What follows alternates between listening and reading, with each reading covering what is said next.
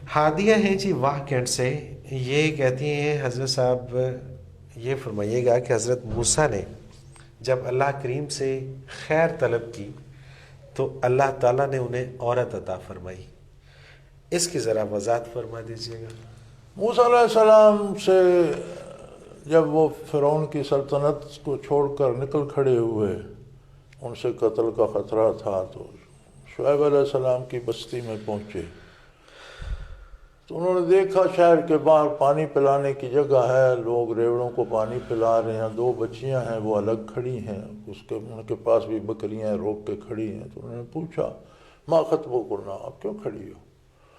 انہوں نے کہا جی ہم یہ پلا کے جب چلے جائیں گے تو پھر ہم اپنے بکریوں کو پلائیں گے، اس لیے کہ ہمارے ساتھ کوئی مرد نہیں ہے، وابونا شیخ کبیر، ہمارے والد بہت زیادہ ضعیف ہیں، وہ یہاں تک آ نہیں سکتے، ہم ان میں گڑبڑ نہیں ہوتی، تو یہ گڈریے جب پلا کر چلے جائیں گے۔ فسقا لہما، تو موسیٰ علیہ السلام نے ان کی بکریاں لے لیں اور انہیں جا کر پانی کا ڈول کھینچ کر پانی پلایا، وہ لے کر چلی گئیں۔ تو الگ جگہ پر سستانے کے لیے لیٹے تو دعا کی، رب انی لما انزلت الی من خیر فقیر، اے اللہ میں محتاج ہوں، مجھے خیر عطا فرما۔